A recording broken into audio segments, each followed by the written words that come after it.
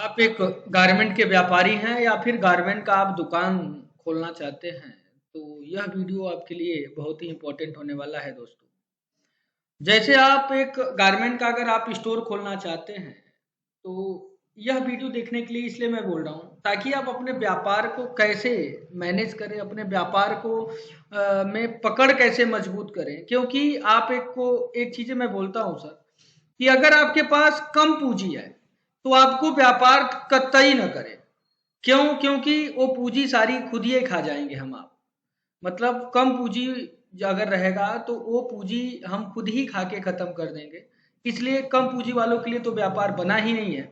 आपके पास अच्छी पूंजी है, अच्छा अगर कुछ थोड़ा मतलब अच्छा अमाउंट आपके पास है तो आप व्यापार अच्छे से कर सकते हैं। आज का यह वीडियो गारमेंट स्टोर के लिए है, जिसमें आप देखिए सबसे पहले हमें देखेंगे कि पीओएस में आप बिल कैसे बनाएं।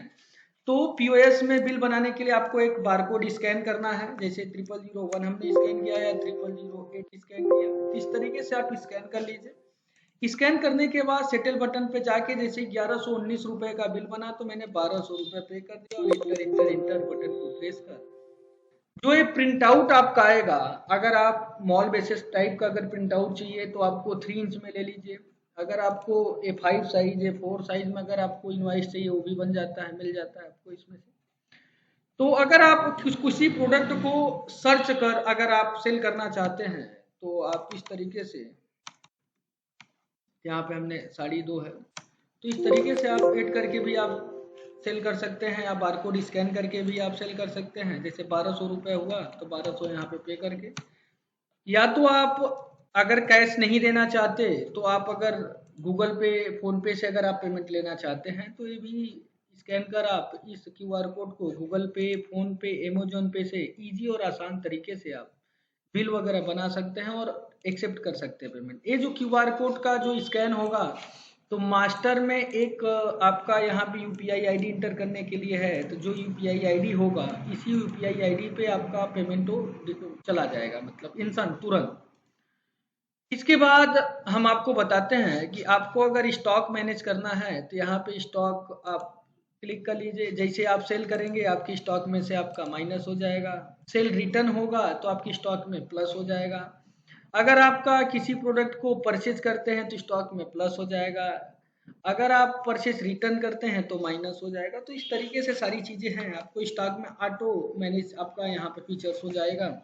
अगर आप किसी बारकोड को अगर आप प्रिंट करना चाहते हैं तो यहाँ से आप बारकोड आप प्रिंट कर लीजिए। जैसे 0001 का अगर आप बारकोड लेना चाहिए जींस है तो जितनी नंबर आप कॉपी पे आप क्लिक करके आप ले लीजिए।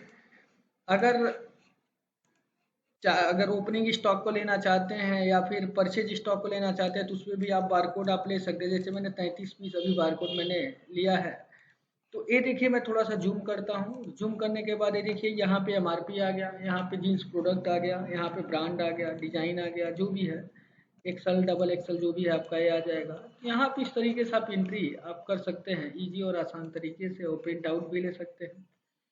दोस्तों माई बिलिंग पैड के जीएसटी बिलिंग सॉफ्टवेयर में इन सब कार्यों को इजी और आसान तरीके से काम कर सकते हैं। अपने सेल डे बुक को देखना चाहते हैं तो डेट बिटवीन यहाँ पे आके सेल डे बुक देख लीजिए, तो आपको सेल डे बुक भी आपको ये पता चल जाएगा कि आज के पूरे दिनचर्या में कितने रुपए का सेल हुआ और कितना आपको कैश में आया, कितना कार्ड से आया, कितना रिटर्न हुआ, कितना राइट ऑफ हुआ। इन सब भी कार्यों को आप इजी और आसान तरीके से काम कर सकते हैं।